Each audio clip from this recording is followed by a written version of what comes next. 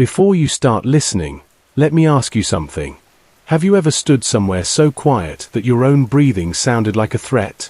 Have you ever been far enough from other people that the rules you live by, laws, schedules, promises, felt thin and optional? Out there, where the trees block the sky and the dark comes early, fear doesn't arrive screaming. It waits. It watches. It learns. We like to believe wilderness is honest. That danger looks like teeth or claws or a sudden fall. But isolation changes things. It turns familiar voices into anchors. It turns compassion into a liability. And it turns darkness into something that doesn't just surround you, but listens.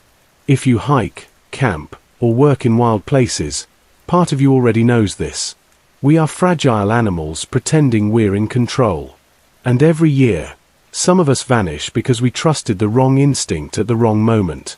What you're about to hear isn't folklore. It's not a campfire story. It's a confession from someone who survived by learning when not to answer a call for help. If stories like this unsettle you, if they make you think twice before stepping into the trees, take a moment to like this, subscribe, or leave a comment. It helps these warnings reach people who still believe the wilderness only kills by accident. Because once you hear this, you'll understand why some valleys are closed, and why the names matter. My name is Ethan Cole. I am a Supervisory Park Ranger with the National Park Service, and I've worked Yosemite National Park for 16 years. All of them assigned to backcountry patrol and search and rescue operations within the Tuolumne and Merced river drainages. That's the part that's safe to say out loud. Yosemite covers nearly 1,200 square miles. Granite, forest, water, elevation changes that can kill you quietly if you don't respect them. People think the danger comes from cliffs or weather. That's what we put on the brochures. What we don't say is that the park is big enough for patterns to hide. Big enough for things to repeat without being noticed by anyone who doesn't live here. By my third year, I understood that some of our rules weren't about safety in the normal sense. They weren't there to prevent falls or hypothermia. They were there because something had already gone wrong once, and no one wanted it to happen again. In 2011, Ranger Lucas Moreno disappeared in Tenaya Canyon during a late-season welfare check. He was 32. Former EMT. Good climber.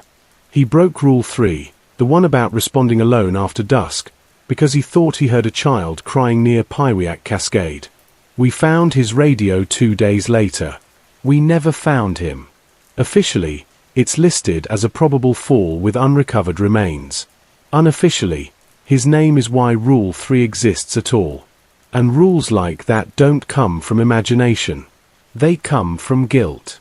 I'm telling you this now because I survived something Lucas didn't. And because every October, when the first snow dusts the high country and the hikers start heading down, we seal one valley completely. No permits. No exceptions. Not because it's dangerous, but because it starts using our names. The first rule I was taught wasn't written anywhere. After October 15th, my field training officer told me, if you hear someone calling for help from the valley floor after sunset, no matter what they say, you do not answer back. He didn't explain why. None of them ever do. Rules like these are passed ranger to ranger, usually at the end of a long shift, when you're tired enough to listen without laughing. Rule 1. Do not respond verbally to calls you cannot visually confirm. Rule 2. Do not approach voices that know your name unless another ranger confirms hearing it too. Rule 3. Never conduct a solo response in the sealed valleys after dark. There are 5 more. I'll get to them. They all exist because someone thought they were being helpful. In my early years, I believed these rules were exaggerations, stories meant to keep rookies cautious. Until October 2016, when I was part of a 3-person sweep in Hetch's closed drainage. We were checking motion sensors, old ones, analog, because newer tech fails down there more often than it should. At 1847, my radio crackled. "Ethan," a voice said. "Clear. Calm." I twisted my ankle. "I'm near the river."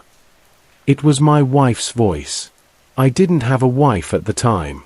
I froze. So did Ranger Patel beside me. He looked at me, eyes wide, because his radio was silent. Only mine was speaking. That was the first time I understood Rule 2. We logged it as radio interference. That's what the report says. But Patel transferred out of Yosemite the next spring.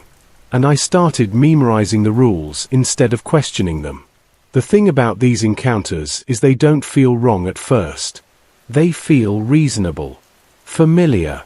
They sound like people who know the park rules too, who know exactly what will make you step off the trail. In 2018, we lost Maya Chen, seasonal ranger, during an unauthorized follow-up near Echo Valley. She broke Rule 1. Heard someone sobbing. Answered back. The audio from her body mic cuts off right after she says, "I'm here. You're safe now." We found her pack. Her boots were placed neatly beside the trail. After that, October closures stopped being optional. The valley we sealed doesn't have a name on public maps. Internally, we call it Lower Merced Annex, but older rangers use a Miwok word none of them will translate. It's not large, maybe 5 square miles, but sound carries there in ways it shouldn't. Voices travel uphill. Echoes arrive before the source.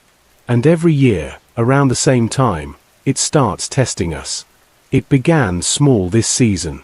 A garbled call on dispatch. A hiker reported hearing a ranger asking for help near a closed gate. That should have been impossible. Our uniforms are logged. Our movements tracked. Except the call included a badge number that belonged to Lucas Moreno. I was on duty when that came in. "Dispatch," I said, keeping my voice steady. "Repeat last." They didn't. The line went dead. That's Rule 5, by the way. If the system references a ranger who is deceased, you suspend response and initiate lockdown protocols.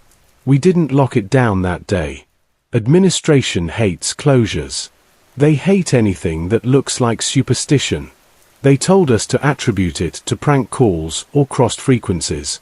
2 nights later, a volunteer couple ignored the barrier and hiked into the annex after sunset. They left a voicemail for their daughter saying they'd heard someone calling her name and thought she might be hurt. Search found no trace of them. No blood. No tracks past a certain point. Just their phone, still recording, with 42 minutes of audio we are not allowed to copy. I've listened to it once. It knows how long to wait. By the end of October, it escalates. Voices get closer. More specific. They stop sounding distressed and start sounding patient. Like they're giving you time to make the right decision. Last year, it used my father's voice. He died in 2009. I almost answered. I had my hand on the radio when Ranger Alvarez grabbed my wrist and shook his head. That's Rule 6. If someone physically stops you, you let them. No questions. We don't talk about what happens if you don't. The public thinks the closures are about erosion, about wildlife, about snowpack, and maybe it's better that way. Some explanations cause more harm than ignorance. What I can tell you is this: whatever is in that valley learns. It listens to us on patrol. It picks names from logs and reports. It understands hierarchy. It knows which voices will make you break your own rules. And it only needs you to be kind once.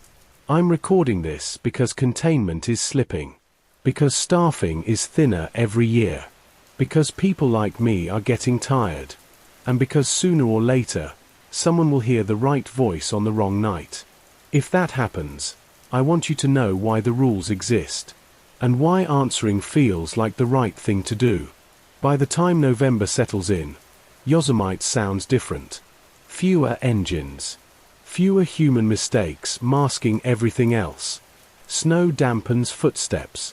Radios crackle louder because there's less noise competing for attention. That's when the annex starts pushing. We don't announce it, but every ranger assigned to backcountry knows the pattern. Early October is testing. Late October is imitation. November is provocation. That year, administration delayed the full seal by 8 days. They called it a pilot flexibility window. Visitor services wanted to honor pre-approved wilderness permits. Concessions wanted one last revenue bump. No one used the word risk, even though that's what they were trading. Those 8 days cost us 3 people. The first was Jonah Reed, age 9. His parents were experienced hikers from Bend. Permitted route. Bare canisters. Satellite beacon registered and functional. They entered the annex at 14:12 on November 2nd. Sunset was 17:59. Plenty of margin. On paper. At 18:21, dispatch received a distress ping from their beacon. No audio, just coordinates. Standard protocol says immediate response. Rule 3 says no solar response after dark. Rule 7, another unofficial one, says children's voices are never accidental. I was the closest ranger. 20 minutes out if I moved fast. Alvarez was still an hour away. Dispatch asked if I could confirm visual before entering. I should have waited. But when the radio clicked on, I heard a boy crying. Not distorted. Not echoing. Close. Too close for where the coordinates placed them. Dad, the voice said. Dad, I can't see you. I keyed the MIC before I could stop myself. Jonah, I said. Alvarez later told me my voice sounded calm. Professional. Like I'd done it 100 times. The crying stopped. Then the voice said, Ranger Cole. That's rule 2. Names. I froze at the trail marker. Trees tight around me. Headlamp cutting a tunnel through snow-laced brush. My breath fogged the light. Please, the voice said. He told me to stay put. I did. It knew his name. That information wasn't public. It wasn't in any report yet. I took one step forward. Then another voice came through the radio. Alvarez this time, sharp and urgent. Ethan. Don't move. I hear it too. The boy's voice shifted. Not deeper. Just wrong. Like it was speaking around something. You're not supposed to bring anyone, it said. Still Jonah's voice. That's the rule. I backed up. Slowly. Each step felt like tearing something loose inside my chest. Behind me, the crying resumed. Louder. Closer. I made it back to the gate shaking so badly I had to sit on the ground. Alvarez arrived 12 minutes later and found me there, hands over my ears like that would help. We mounted a daylight search at first light. Found the parents' packs. Found drag marks that ended abruptly near the riverbank. Found Jonah's shoe placed on a rock, laces tucked inside. We did not find Jonah. The official report cites hypothermia and animal interference. The unofficial report added Rule 8. If it addresses you as an authority, it has already decided to use you. I went home that night and couldn't stop hearing the way the voice said my name. Not pleading. Expectant. After Jonah, things accelerated. Voices began using full call signs. Correct frequencies. They waited for moments when radios were open, when hands were busy, when someone was alone with a decision. Ranger Patel called me from Sacramento 2 weeks later. He'd transferred out, but his sister still worked dispatch. They're hearing your name, he said. Outside the park. I told him he was tired. That he should stop listening to old stories. He didn't argue. Just said, it asked about your father. That was when I started sleeping at the station. Sleep deprivation does strange things to judgment. It narrows your world to immediate problems. Makes long-term rules feel negotiable. The annex knows that. On November 14th, I was assigned overnight watch with Ranger Lila Moreno, Lucas's younger sister.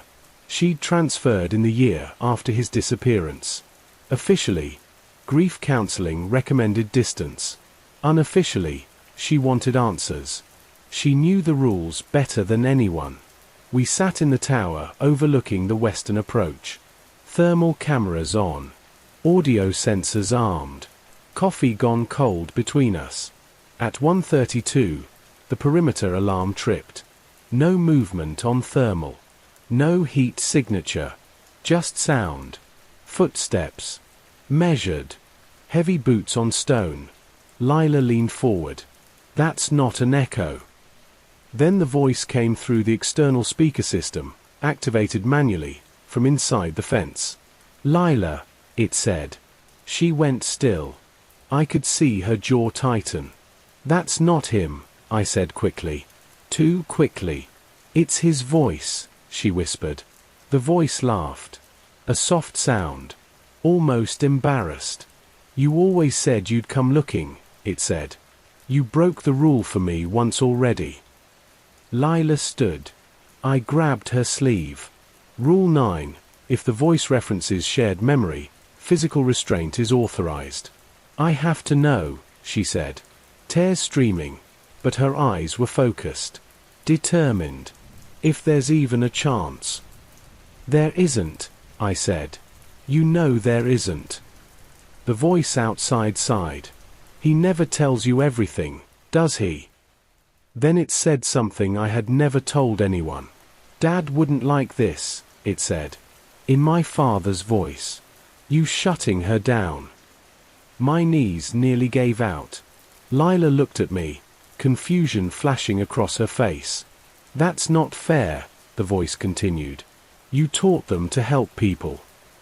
Lila pulled free. She crossed the threshold before I could stop her. The alarms didn't sound when she passed through. They never do for someone who means to help. I followed her to the edge of the trees. That was as far as I could go without breaking Rule 3 completely. She stopped 10 feet in. Turned back. It's quiet, she said. I don't hear anything. Then the darkness behind her shifted. Not movement. Absence. Like the forest forgot to render part of itself. Lila, I said. Come back. Now. She smiled. Relieved. He's here, she said. He's hurt, but... Something took her arm. There was no scream. Just surprise. And then nothing. By dawn, there was no sign she'd ever been there. Her badge was placed on the tower steps. Clean. Polished. Administration called it a voluntary disappearance. Family leave complications. Mental health. Lucas's file was quietly updated to include possible familial pattern. I stopped correcting reports after that. The annex didn't stop with rangers. It began calling spouses, children, elderly parents. One dispatcher quit after hearing her dead mother ask why she never visits. Another transferred after a voice used her unborn child's name, one she'd never shared. We added Rule 10. If it speaks of future knowledge, you shut down the channel immediately. That rule failed the same night it was created, because when my phone rang at 3:11, and my sister's number lit the screen, I answered. She lives in Fresno. 2 kids.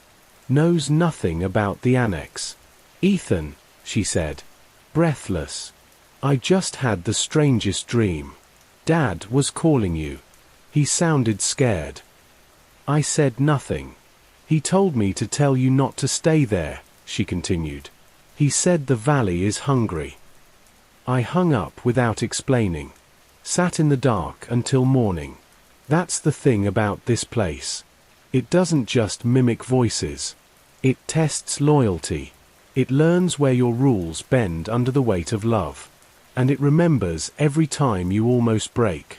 By the end of November, we were down 6 staff members. 2 officially. 4 quietly. The closures were reinstated. Press releases blamed weather. Budget constraints. Staffing shortages. No one mentioned names. But the annex kept calling. And it started asking when we'd come back. December doesn't bring relief. It brings cover. Snow fills footprints. Ice seals sounds under layers. What used to echo now feels deliberate, like the valley chooses when to let noise travel. The annex quiets down just enough to make you believe the closures worked. That's when it starts planning. By then, I'd stopped going home entirely. My sister begged me to take leave. Administration suggested a desk assignment. I refused both. Distance makes the rules harder to hear. And if I was going to make a mistake, I wanted it to be one I understood. The unofficial rules had reached 12 by Christmas. We stopped numbering them aloud. Everyone knew which ones mattered most. Don't answer. Don't go alone. Don't follow familiarity. Don't believe urgency. And the one no one liked saying. If it gives you a choice, it's already won something. The first real containment failure happened on December 9th. A winter storm shut down most access roads. Power flickered across the western grid. Dispatch rerouted to the secondary operations room. Older equipment, less redundancy. The annex likes old things. They don't argue back. At 22:17, a call came in from a snowplow operator on Highway 140. He reported a ranger flagging him down near the closed annex gate. Said the ranger looked disoriented. Hurt. The description matched Ranger Maya Chen. I told dispatch to log it as a false sighting. They hesitated. The operator insisted. Said the ranger was calling his name. Said she sounded cold. I took the call myself. Sir, I said, did the ranger say anything specific? He paused. Wind howled through the line. She said you told her to wait there, he said. Said you'd come. My name again. Used casually now. Like a habit. I terminated the call and ordered the gate cameras brought up. Camera 4 showed nothing. Camera 5 showed a figure standing just beyond the barrier. Park uniform. Hat low. Face turned away. She raised her hand and waved. The storm distorted the feed, but the movement was unmistakable. Human. Dispatch whispered, Ethan, that looks like her. It wants us to see it, I said. Rule 11, if it appears visually where it never has before, do not acknowledge the change. I shut the monitors down. Administration overrode me. They cited public safety, liability, a stranded ranger in a storm. They ordered a welfare check, 2-person minimum. Alvarez was off shift. The only available partner was Deputy Ranger Thomas Klein, 12 years on, 2 kids under 5. He looked at me when the order came through. Didn't ask why my hands were shaking. I'll drive, he said. You navigate. We took the plow track down to the gate. Snow fell thick and silent, swallowing headlights before they reached the trees. At the barrier, the storm seemed to thin. Visibility improved just enough to be unsettling. The figure stood where we'd seen it on camera. Up close, the uniform was wrong. Colors slightly off. Patches mirrored but not identical. Like it had learned from memory instead of reference. Klein, I said quietly, do not speak. The figure lifted its head. It was Maya's face. Perfect. Even the scar near her left eyebrow. But her eyes didn't track us individually.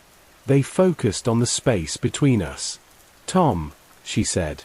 It's so cold. Klein inhaled sharply. I told you not to go, the figure continued. You promised you'd watch my 6. I saw Klein's jaw tighten. He'd trained Maya. Lost her on his watch.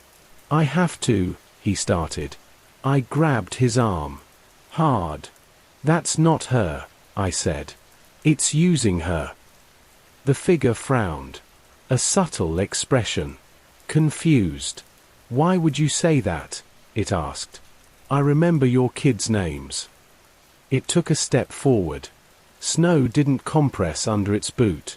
Rule 12, if it moves without interacting with terrain, disengage immediately.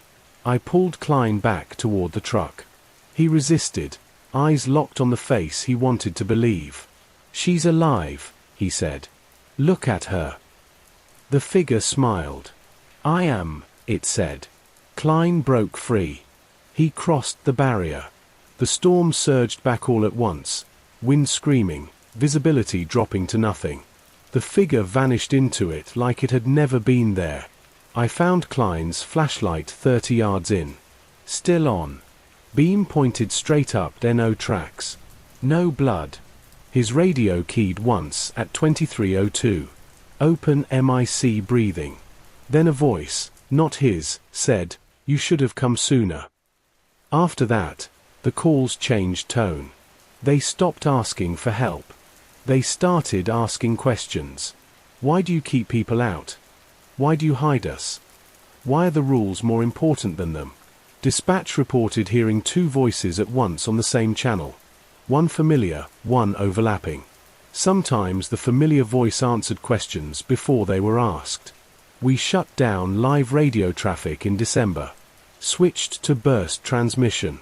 Pre-coded messages only. It adapted within a week. It started using phones. Personal numbers. Family plans. Voicemails left days earlier. Timestamped wrong. My sister stopped answering my calls. She said I sounded tired. Different. Like someone else had learned my voice. That hurt more than the disappearances. Christmas Eve, I was assigned to interior watch, alone. Budget cuts. Holiday staffing. Administration called it acceptable risk. The annex was silent that night. No alarms. No voices. No pressure. That should have scared me more than anything. At 0:41, I heard footsteps outside the station. Measured. Familiar. I didn't move. The door handle turned. Slowly. Stopped. Then a knock. 3 taps. My father's pattern. I closed my eyes. Rule 1. Rule 2. Rule everything. Ethan, my father's voice said. Older than I remembered. Weaker. I know you're in there. I said nothing. I'm not asking you to come out, the voice continued. I just want to talk. Silence stretched. My chest ached with it. I'm proud of you, it said. You stayed when others left. The words hit harder than any scream could have. I'm tired, the voice admitted. We're all tired. Something pressed against the door. Not force. Weight. Like someone leaning in to be heard better. I won't use your name again, it promised. I'll stop calling. A pause. If you let one person come see us. My nails bit into my palms. I miss you, the voice said. I slid down the wall until I was sitting on the floor, back against the door, holding it shut with my own weight. I don't know how long it stayed there. When morning came, there were no tracks outside. No sign anyone, or anything, had been there. But the wood around the handle was warm. Like it had been held for a long time. After that night, I added a rule just for myself. Never accept comfort from something that hasn't earned your grief. The annex didn't like that. It started calling other rangers by my voice. Correcting them when they hesitated. Encouraging them when they followed procedure. Sounding like authority. 2 near violations happened that week because someone trusted me without seeing me. That's when I realized containment wasn't just failing, it was reversing. The rules were being used against us. Administration announced a review committee in January. Outsiders. Consultants. People who needed demonstrations. They wanted us to replicate anomalies. We told them no. They scheduled a site visit anyway. And the annex prepared to be convincing. January brings officials. Clipboards. Parkers that have never been torn on granite. People who believe that if something exists, it can be documented safely. The review committee arrived on January 11th. 3 members from regional administration, 1 contractor from a private risk assessment firm, and a liaison from Washington who kept calling the annex a zone of interest. They didn't use names for the missing. They used numbers. I was ordered to brief them. In the conference room, I laid out the closures, the audio anomalies, the disappearances. I avoided metaphors. Avoided speculation. Stuck to what could be logged. When I mentioned rules passed verbally, one of the administrators frowned. If they're not written, she said, they're not enforceable. They're enforceable, I replied. They're just not survivable if you ignore them. The contractor smiled like I'd made a joke. They wanted to observe the valley at night. I told them no. They cited oversight authority, liability exposure, transparency. I cited the deaths. The liaison cleared his throat. Ranger Cole, he said, with respect, extraordinary claims require. A voice came through the wall-mounted rad, extraordinary listening. Every head turned. The radio hadn't been keyed. Power indicator was off. The voice was male. Calm. Professional. Good evening, it said. I understand you have questions. The contractor's face lit up. Did you hear that? He said. That's exactly what we're talking about. I stood up so fast my chair fell over. Kill the power, I snapped. Now. No one moved. The voice continued. We don't get many chances to explain ourselves. You usually leave before we can finish. Do not engage, I said. This is not a demonstration. The administrator closest to the radio leaned forward. What are you? She asked. The voice paused. Thoughtful. Older than your jurisdiction, it replied. But newer than your fear. The liaison swallowed. Is this being recorded? No, the voice said gently. Not in any way that would help you. I reached the breaker and cut power to the room. Lights died. Projector shut down. Emergency battery lamps kicked in with a dull red glow. Silence. Then a knock echoed through the room. Not at the door. From the inside of the walls. 3 taps. The contractor laughed nervously. Okay, he said. That's impressive. The knock repeated. Closer. As if the walls were narrowing. End the visit, I said. Now. They didn't argue anymore. The official report later cited unexplained acoustic feedback and psychological stress responses. The site visit was abbreviated. No conclusions drawn. But the annex had learned something important. It learned how authority sounds when it hesitates. After the committee left, things got worse fast. Voices stopped mimicking distress and started issuing instructions. Ranger Alvarez, hold position. Dispatch, confirm visual. Ethan, stand down. They used cadence, tone, the exact phrasing of internal protocols. 2 rangers nearly walked into the valley because they thought they were following my orders. Only stopped when they realized my call sign was wrong by 1 digit. Rule 13 was added in bloodless urgency. If an order feels relieving, verify it twice. On January 19th, verification failed. A call came in from Ranger Hannah Brooks, seasonal, 23 years old. She was assigned to snowmobile patrol near the eastern perimeter. Her voice was shaking. I have a subject, she said. Injured. Claims to be a lost hiker. He knows my name. Hold position, I told her. Do not approach. He's a kid, she said. Maybe 16. He's not dressed for this weather. Behind her voice, I heard breathing that didn't match her pace. Where are you exactly? I asked.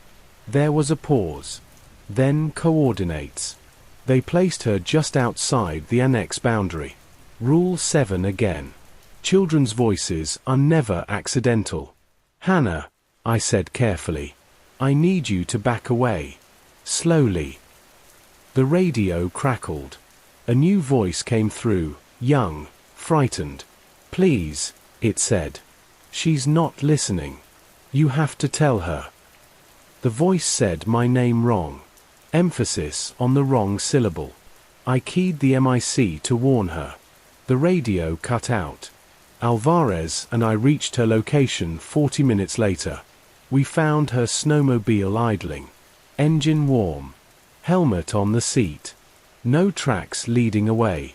Her radio was hanging from a tree branch at eye level, clipped neatly like someone wanted it to be found. When we reviewed her last transmission later, there was a segment we couldn't explain. My voice, perfectly replicated, said, "You're doing the right thing." I didn't sleep for 2 days after that, because if it could use my voice to guide someone to their death, then the rules weren't just slowing it down anymore. They were feeding it patterns. February came with deep snow and thinner staffing. People transferred out, took stress leave, quit without notice. Those of us who stayed stopped talking about retirement. The annex expanded its range. Voices were reported near Tuolumne Meadows, then near the southern boundary. Once, faintly, over a ranger's body cam at Glacier Point, miles away. Geographic containment was failing. Administration refused to acknowledge spread. They called it stress-induced auditory carryover. I called it what it was, migration. The second major set piece, the one that still wakes me up, happened on February 14th. Valentine's Day. I was on overnight watch again. Alone. Alvarez had taken emergency leave. His wife was pregnant. Complications. At 2:06, my phone buzzed. A video call. From Alvarez. I stared at it for a long time before answering. The screen came alive to show him sitting in his truck. Snow on the windshield. His face pale. "Ethan," he said, "I need help." My heart hammered. "What's wrong?" I asked, hating myself for it. "I'm at the gate," he said. "I shouldn't be, I know, but she went into labor early. I was driving her to the hospital and..." The camera shifted. Behind him, in the back seat, was his wife. Too still. "She stopped breathing," he whispered. "I don't know what to do." I stood up, grabbed my jacket. Rule 3 screamed in my head. "Alvarez," I said, "turn the camera back to you." He hesitated. "Please," he said. "You're closer than anyone. I just need you here." I keyed the radio to call dispatch. No signal. The annex had been quiet all night. Waiting. "Say her name," I said suddenly. "Say your wife's name." Alvarez blinked. Confused. "You know her name," he said. "Why would?" The thing in the back seat smiled. It was wearing his wife's face. But the smile was wrong. Too practiced. Like it had learned happiness from observation. "I'm scared," it said, in her voice. "Don't make him wait." I dropped the phone. When I picked it up again, the call was still connected. Still showing the truck. Empty now. No Alvarez. No wife. Just the open back door. Snow drifting in. The call ended on its own. I sat on the floor until morning, shaking so hard my teeth hurt. Alvarez never returned. His truck was found days later near the gate. Engine cold. Back door open. No sign of him. That was when I finally understood. It doesn't just want us to break rules. It wants us to replace them with trust. And once that happens, it doesn't need the valley anymore. March arrives with meltwater and denial.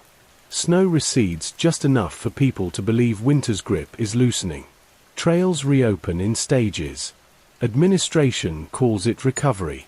The annex doesn't retreat, it thins out. Like a fog learning how to drift. By then, there were 7 of us left who knew all the rules. Not the written ones. The real ones. The ones that keep you alive at the cost of everything else. We stopped correcting new staff. Stopped sharing stories. You don't teach someone how to survive a thing that's already learned how to sound like them. All you can do is hope they hesitate at the right moment. I started logging incidents privately. Handwritten. No names.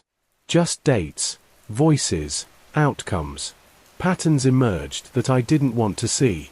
It never targeted two people the same way, T never repeated a voice without improving it. And it always escalated after restraint. The more we resisted, the more personal it became. My sister stopped speaking to me entirely in mid-March. Blocked my number. When I drove to Fresno on a rare day off, her husband met me outside. "She says you're not right," he told me. "She says you sound like you're reading from a script." I wanted to tell him why. Wanted to warn him not to answer certain calls. Not to listen when someone used his kids' voices. But Rule 14 had already been established. Do not export the rules beyond containment zones. Because when you do, the calls follow. I left without saying goodbye. 2 days later, I got a voicemail from my nephew. He's 6. "Uncle Ethan," he said.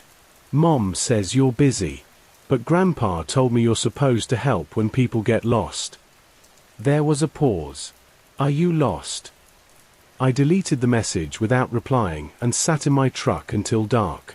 By April, the annex had shifted tactics again. No more pleading. No more fear. Now it offered solutions. Dispatch began receiving clean, well-structured reports from inside closed zones. Coordinates. Injury assessments. Weather conditions. All formatted perfectly. The problem was that the reports referenced rangers who were dead. One message even included an after-action recommendation section. Administration wanted to use them, that they're useful, the liaison said during a tense call. If there's a way to safely extract information. There isn't, I said. That's the point. It's not information. It's bait. He sighed. Ranger Cole, you're asking us to ignore actionable data because of what, exactly? Because it's learning what we value, I said. And it's offering that back to us. They overruled me. On April 12th, a 2-person recon team was authorized to verify one of the reports. Daylight. Tethered comms. Hard extraction time. I wasn't on the team. That was deliberate. I listened to the feed anyway. The report led them to a clearing that didn't exist on any map. Trees spaced too evenly. Ground unnaturally flat. "This looks maintained," one ranger said. "By who?" the other replied. Then the voice came through their channel. "By us." The feed cut. Search found the clearing. Found their packs. Found a printed map laid out on a rock, routes highlighted in red. Pinned to it was a laminated card. Rules. Our rules. Typed. Organized. Improved. Administration shut down the program that afternoon. Too late. Once it knew the rules, it stopped testing them. It started enforcing them. That's when the calls began telling us not to respond. "Stand down," it would say. "You're not authorized. You're off shift. Let someone else handle it." It exploited fatigue. Burnout. The part of you that wants permission to stop caring. 2 incidents happened in May because someone listened. A lost climber wasn't searched for until morning. Found dead 30 yards from the trail. A hypothermic hiker waited 6 hours because a voice told dispatch resources were unavailable. The voice sounded like me. I started wearing a body cam at all times. Not for evidence. For grounding. To remind myself that I existed independently of what I heard. It didn't help when I watched the footage back and heard my own voice say things I didn't remember saying. The third major set piece, the one that finally broke whatever was left of my certainty, happened on May 27th. Memorial Day weekend. Crowds returning. Families. Kids with glow sticks and headlamps too big for their heads. The annex boundary was staffed heavily. Temporary rangers. Volunteers. None of them knew the full rules. At 21:14, a child went missing near the western approach. 5 years old. Name Emily Hart. Her parents were hysterical. Search protocols kicked in immediately. Rule 7 screamed again. Children's voices are never accidental. But the child was real. Witnesses confirmed. Security footage showed her wandering toward the trees while her parents were distracted. This was the exact scenario the rules were never designed to handle. A real child. Real danger. Real clock. I took command. Grid search, I ordered. Pairs only. Visual contact at all times. No vocal calls. Volunteers nodded. Some looked confused. One man asked, "How will she hear us?" "She doesn't need to," I said. "We'll find her." 20 minutes in, someone broke protocol. A volunteer named Sarah Whitmore heard crying and called out. "I'm here," she shouted. "It's okay." The crying stopped. Then a child's voice answered from deeper in the trees. "Mom." Sarah stepped forward before anyone could stop her. I ran. The forest swallowed sound. Lights jittered through branches. My radio filled with overlapping calls, confusion, fear, instructions. Then everything went quiet. I found Sarah's flashlight on the ground. Still warm. And Emily. She was standing in the clearing. Unharmed. Clean. Smiling. "Are you lost?" she asked me. Her voice was too steady. I dropped to one knee. "Emily," I said softly, "where are your parents?" She tilted her head. "They're waiting," she said. "Just like you told them to." My stomach turned to ice. "I didn't tell them anything," I said. She frowned. A perfect imitation of confusion. "You did," she insisted. "You said I should bring them back if they got tired." Behind her, the trees shifted. Shapes formed that suggested people without committing to them. Voices layered together, parents, rangers, dispatch, all calling my name. This was the choice it had been engineering for months. Break the rules. Save the child. Or follow them. And abandon her. Emily reached out her hand. "Come on," she said. "They miss you." I thought of Jonah. Of Hannah. Of Alvarez's wife in the back seat. I thought of my sister's voicemail. I stood up. "No," I said. The word tasted like rust. Emily's smile faltered. "You're supposed to help," she said. "I am," I replied. "Just not like this." I turned away. The screaming started then. Not from Emily. From everywhere else. I didn't look back. Search teams found Emily 30 minutes later near the trailhead. Cold. Shaken. Alive. Sarah Whitmore was never found. That night, the annex went silent. Not dormant. Offended. Administration called the outcome a success. One child saved. Acceptable loss. I didn't correct them. Because I knew what silence meant now. It meant it was learning a new way in. June doesn't announce itself anymore. It just shows up in reopened gates and full parking lots. In laughter echoing off granite. In the assumption that whatever danger existed before has been handled. That assumption is the last thing the annex needed.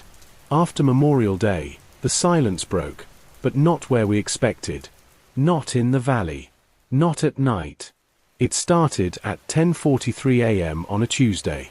A family at Sentinel Meadow reported a ranger approaching their picnic site. He warned them of an incoming rockfall and instructed them to move their vehicle immediately. The ranger used my name. They followed the instructions. Minutes later, a slab fractured from the cliff face exactly where their car had been parked. Administration called it coincidence. I didn't. Because I hadn't been within 5 miles of Sentinel Meadow that day. By mid-June, reports like that multiplied. Helpful rangers. Calm voices. Correct procedures. Always just enough accuracy to build trust. No disappearances at first. Just interventions. That was the evolution we'd been afraid of. The annex didn't need us to come to it anymore. It was learning how to operate as us. I submitted my final internal report on June 18th, 47 pages. No speculation. Just patterns, dates, audio anomalies, behavioral shifts. I included the rules, not as superstition, but as loss-driven policy. It was rejected in under an hour. The response cited psychological fatigue, confirmation bias, and overextension of anecdotal evidence. I was offered mandatory leave. That night, I packed my things from the station locker I'd used for 16 years. The photos were already gone. Someone had removed them. Or replaced them, I couldn't tell. On top of my folded uniform was a laminated card. Not one of ours. The rules were printed on it. But rearranged. Optimized. Rule 1 was gone. Rule 3 was softened. Rule 7 had an asterisk. At the bottom, a new line had been added. Compliance increases survival outcomes. I didn't sleep that night. Or the next. Because the calls started again, this time from outside the park. A ranger in Sequoia heard my voice tell him to wait. A dispatcher in Yosemite National Park reported a valley closure initiated by a supervisor who didn't exist. A park police officer in Arizona followed instructions from a deceased captain, and died doing so. Different parks. Same cadence. Same patience. The annex wasn't a place anymore. It was a method. I tried to warn people quietly. Called old contacts. Spoke in hypotheticals. Most of them laughed it off. A few didn't. Those ones stopped returning my calls by July. I understood the final rule. The one no one ever says out loud because saying it makes it real. The rules only work if people believe they're temporary. Once you accept that they're permanent, something inside you changes. You stop improvising. Stop hoping. You start behaving predictably. That's what it wants. I resigned on July 9th. No ceremony. No statement. Just a badge placed on the supervisor's desk with my name engraved into metal that had already outlasted too many people. I left Yosemite before sunset. That should have been the end of it. It wasn't. 3 weeks later, I was driving north on a 2-lane road near Lassen. Forest on both sides. Radio off. Windows down. I heard my name. Not from the radio. From the trees.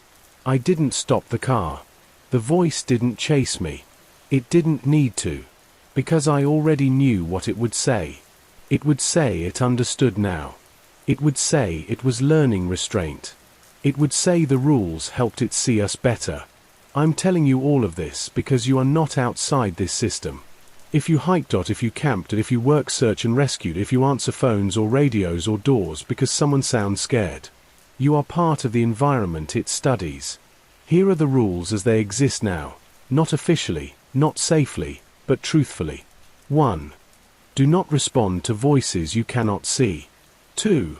If a voice knows your name without being introduced, disengage. 3. Never go alone when help is requested urgently. 4.